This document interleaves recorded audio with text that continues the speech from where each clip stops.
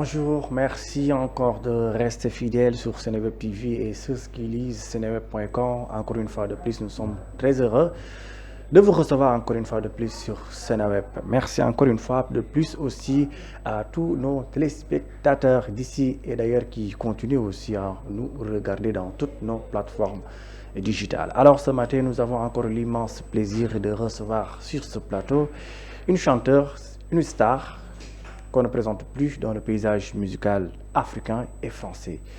Elle vient à Dakar pour faire une belle prestation musicale, chorégraphique et tant d'autres manifestations qui parlent de la musique et de ses activités artistiques. Je vous nomme Dajla, qu'on ne présente plus aussi en Tunisie comme en France.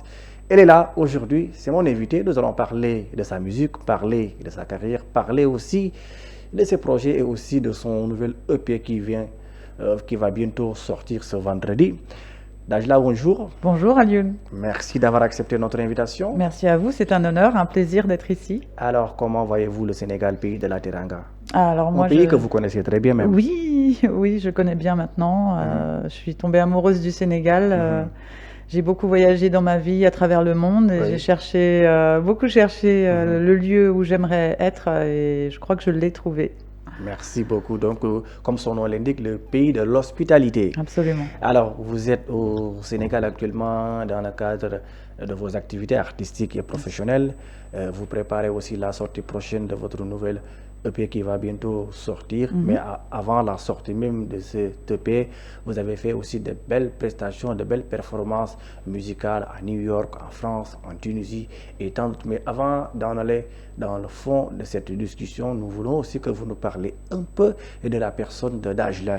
Artistiquement, qui est Dajla? C'est une très bonne question. Moi, j'ai commencé la musique très jeune. J'ai grandi dans la musique soul, la musique, le reggae, le jazz. Et j'ai eu un parcours où je suis née en France d'un papa tunisien et une maman française. Et j'ai appris le piano très jeune. Et je suis partie très jeune aussi parce que j'avais cette envie de voyage, j'avais cette envie comme j'ai baigné dans la musique anglo-saxonne, donc je suis partie vivre à Londres assez jeune. Et là, j'y ai appris beaucoup de choses musicalement, artistiquement. Et puis c'est en rentrant en France que j'ai sorti donc un album pour lequel on m'a bien connue puisque j'étais Révélation, Printemps de Bourges, Transmusicale, enfin c'est là que ma carrière a décollé, on va dire, avec un single qui s'appelle Remember Me, qui a dépassé le million de streams maintenant sur Spotify. Et puis j'ai toujours aimé voyager, et puis c'est au gré des rencontres que j'ai créé toujours ma musique. Je suis toujours à la recherche de quelque chose d'inspirant, et voilà, mon univers, on peut le décrire comme un univers de musique soul. Mais là aujourd'hui, je suis vraiment là pour parler de ce nouveau projet que j'ai créé là depuis un an, avec des artistes sénégalais, notamment le producteur Killa Beats, qui est un producteur qui est basé actuellement à Saly et d'origine de Casamance. Et donc on a fait pas mal de musique là ensemble, avec d'excellents artistes, notamment aussi le trompettiste Milda Miambazila, qui est basé à Dakar. Effectivement, oui. Et voilà, c'est un album qui est vraiment afrobeat, afro-soul, spirituel aussi. Et je pense qu'il va plaire vraiment au public. Et puis bien sûr, on peut découvrir effectivement l'univers. Mais par contre, musicalement, quelles sont vos influences musicales? Alors mes influences musicales, elles sont très, très vastes. C'est vrai que moi j'ai grandi en écoutant Bob Marley, James Brown, mais aussi j'étais fan de Michael Jackson, Whitney Houston, Alicia Keys. Et puis aussi Lauryn Hill. Et ce qui est assez magique dans la vie, et puis c'est la destinée, mais je me suis retrouvée en fait à New York à travailler avec le producteur de ces artistes que j'ai tant appréciés, tant aimés, admirés quand j'étais petite en fait. Et c'était une histoire assez incroyable où j'habitais donc en Angleterre et je travaillais sur un nouvel album. Et je suis tombée, je cherchais un producteur pour m'aider en fait à aller plus loin dans cette recherche, cette démarche artistique. Et j'ai rencontré le producteur Gordon Williams, qui est lauréat de 7 Grammy Awards et qui a produit notamment le premier album de Amy Winehouse, et puis aussi Alicia Keys, premier single, et puis Damian Marley. Voilà, et donc il m'a invité à aller travailler à Manhattan dans son studio, ce qui était comme un conte de fées. Aux États-Unis, oui. Aux États-Unis, voilà, à New York. Et donc je suis restée là-bas 7 ans, et on a travaillé sur de nombreux morceaux.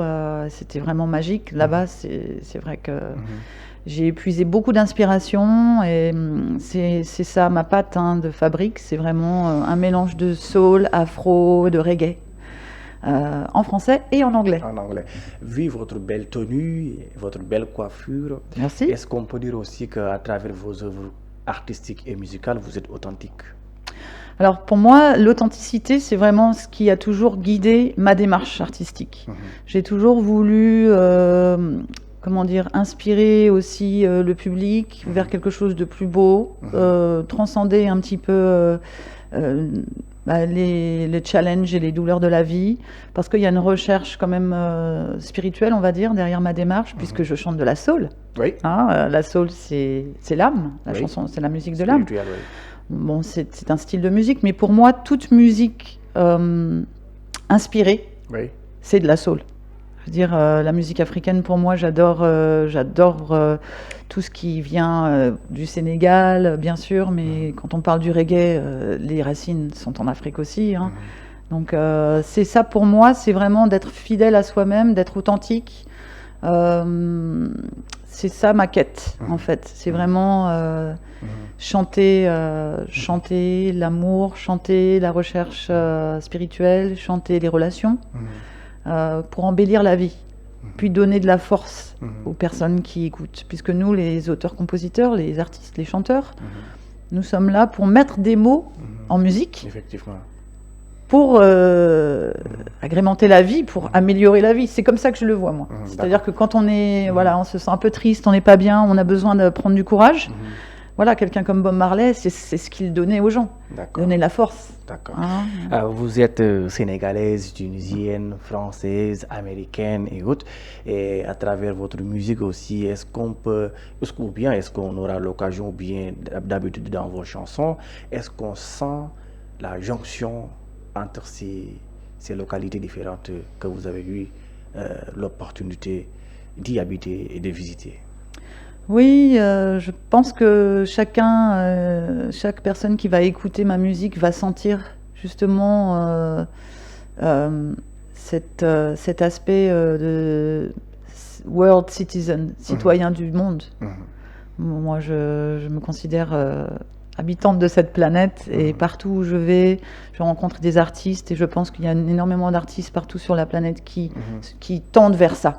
C'est-à-dire une sorte d'universalité, parce que c'est ce qu'on recherche à travers nos musiques. Alors oui, on entend ces influences, bien sûr, puisque, comme je l'ai expliqué, j'étais à New York pendant 7 ans, donc pour travailler avec ce producteur, très très très connu dans le milieu R&B, soul, reggae.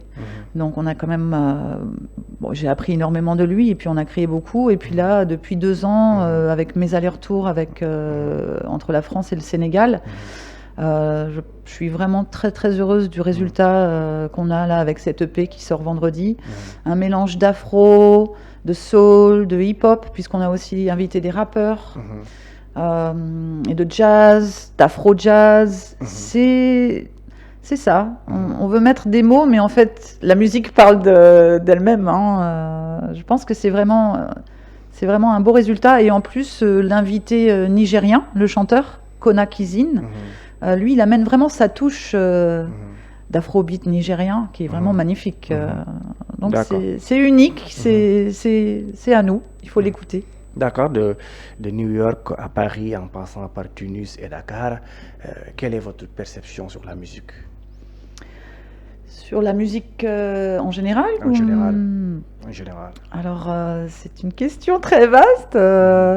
Moi, j'essaye de créer, en fait. J'essaye de créer en fonction de ce que je ressens. Je découvre bien sûr d'autres artistes, mais en général, je préfère être dans mon histoire, créer mon histoire, et tisser quelque chose de nouveau avec les artistes avec qui je travaille. Je pense que la musique la musique, en fait, c'est un vecteur, c'est une expression, n'est-ce pas? Oui. Et donc, ce qui est important pour moi n'est pas tellement la forme, c'est-à-dire que je suis un peu, on va pas dire un caméléon, mais pour moi, comme on expliquait tout à l'heure, la musique, c'est la musique de l'âme. Oui. Et donc, elle prend la forme afro, elle prend la forme reggae, elle prend la forme soul, elle prend la forme R&B, elle prend la forme jazz. Pour moi, tout ça, c'est ensemble. Ce qui est important pour moi, c'est le cœur de la personne qui chante, l'intention qui est derrière. Parce que vous pouvez prendre n'importe quel style musical, afro, hip-hop, ce que vous voulez. C'est l'intention qui est derrière, n'est-ce pas? Oui. Pour le résultat. Est-ce qu'on va toucher le cœur de la personne? Est-ce qu'on va élever sa vibration? Est-ce qu'on va faire que la personne qui écoute votre chanson se sente mieux, affronte la vie avec plus de joie, de courage? Ou est-ce qu'on fait l'inverse? C'est ça, hein, voilà. Pour moi, c'est l'intention qui compte. Et donc, à côté de ça, je suis intéressée par rencontrer tous les artistes et écouter toutes sortes de musique. Pour moi, ce qui compte, c'est vraiment cette connexion. Cette connexion. D'accord. Après plusieurs singles, albums couronnés de succès d'ici et d'ailleurs, on se prépare aussi pour la sortie prochaine de Love is Real. L'amour est réel, si je comprends bien le terme. Et est-ce que vous pouvez nous parler un peu de ce projet qui va bientôt sortir ce 18 avril? Bien sûr. Donc, cette EP, c'est un maxi 4 titres, principalement donc en anglais. On a choisi de le sortir maintenant puisque, comme je disais tout à l'heure, il y a un album entier en français qui est terminé maintenant et dont on prépare la sortie pour plus tard. Donc, ce maxi, on va retrouver l'artiste Kona Kizin, nigérien, sur 2 titres. Et il y a déjà donc 2 titres, 2 singles qui sont sortis dernièrement. On peut trouver tout ça sur mon profil, ma chaîne YouTube, Dajla, donc D-A-J-L-A. Il y a un titre qui s'appelle The Last Shall Be First, les derniers seront premiers, avec Kona Kizin. Et puis il y a aussi un titre qui s'appelle Heaven Citizen, citoyen du paradis, un petit peu dancehall reggae, qui est sorti aussi très dernièrement. Là aussi, il y a un clip aussi qui est disponible sur YouTube. Et puis le nouveau single Love is Real, qui donne son nom aussi au maxi. C'est le titre éponyme. Voilà, c'est ça, le titre éponyme. Et alors, ce que je voulais expliquer dans ce single, c'est vraiment que on est nombreux sur cette terre, tous les êtres humains recherchent l'amour. C'est ce qui donne le sens à la vie, on a tous ce besoin. Et puis cette quête de rencontrer, on parle beaucoup du grand amour, le grand amour qui peut-être parfois dure 6 mois ou 2 ans. Parfois aussi qui fait mal. Et qui fait mal, c'est ça, l'amour fait très mal. Et de nos jours, on le voit, il y a quand même une sorte de crise un petit peu existentielle. On le voit avec l'explosion des apps et puis tout ça qui nous tout le monde est un petit peu happé par le monde digital et puis par la consommation. En fait, on consomme de l'amour, on consomme un premier mari, un deuxième, une femme, etc. Et en fait, cette chanson, qu'est-ce qu'elle veut dire? Elle veut dire, on a beau chercher toute sa vie, mais l'amour véritable, c'est quand même celui qui nous relie à Dieu. D'accord. Donc, est-ce que c'est un message de sensibilisation pour le grand public concernant l'amour? Oui, c'est un message de sensibilisation et puis, en tout cas, c'est surtout un témoignage de ce que moi, en fait, j'ai vécu. Puisque en tant qu'artiste, je suis... En fait, qui suis-je? Ce que je peux faire, c'est témoigner de moi, mon expérience, en fait, de voyageuse, de nomade, et donc de nomade de la vie. Et ce que j'ai ressenti, c'est à travers ma quête artistique, qui est aussi une quête spirituelle, c'est que finalement, quand on se relie à notre connexion à l'univers, au divin, et bien là, on reconnaît qu'en fait, l'amour, il est partout avec nos frères et sœurs, les plantes, les animaux, enfin, on a un amour qui est inconditionnel. D'accord? C'est ça, en fait, le véritable amour. On transcende au-delà de l'appartenance à un époux, une épouse, etc. Oui, ça, c'est un peu plus, on va dire, terrestre. Mais le véritable amour divin, en fait, il est ultime. Il est ultime, ça, c'est vrai. Et en fait, quand on trouve cette force, quand on trouve ce lien, eh bien là, on peut dire, oui, l'amour est véritable. D'accord. Parce qu'il n'est pas conditionnel. D'accord. Vous venez de le dire tout à l'heure que carrément c'est un message de sensibilisation et un témoignage. Donc l'œuvre n'est-elle pas une œuvre autobiographique? Oui, tout à fait. Ah, Oui, je peux le dire, oui, oui. Puisque je n'invente pas, en fait. Je n'invente pas mes textes. Je les vis. Donc c'est vraiment autobiographique, tout à fait. D'ailleurs, quand on écoute mes chansons depuis le début, une oreille attentive va reconnaître en fait l'évolution de cette jeune fille, cette femme, à travers mes albums et mes chansons. Donc forcément, je suis toujours plus heureuse de mes dernières chansons. Parce que, bien sûr, j'aime mes chansons précédentes, mais je trouve que les plus récentes traduisent... sont les meilleures. Mais oui. D'accord. Et alors, parlez-nous un peu de vos relations entre vous et les artistes sénégalais. Alors, vraiment, je suis vraiment honorée et très touchée, très émue de mes rencontres avec ces artistes, parce que j'ai rencontré des personnes généreuses, ouvertes, volontaires, qui ont envie de faire des choses. Et les choses sont allées vraiment vite en fait. Quand on s'est rencontré avec le producteur Killa Beats, j'ai vu un énorme talent, vraiment.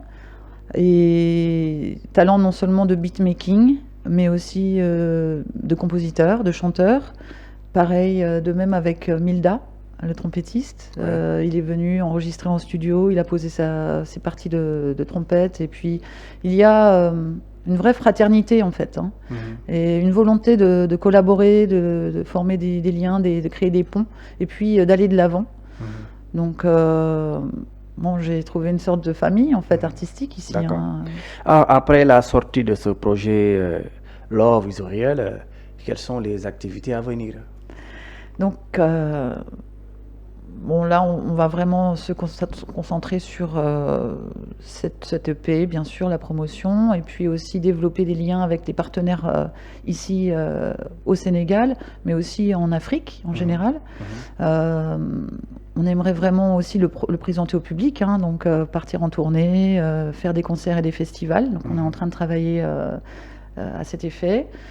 Bien sûr, il y a la préparation aussi de l'album, donc tout en français, dans le même esprit. C'est la même création que l'on prépare pour l'année prochaine ou la rentrée.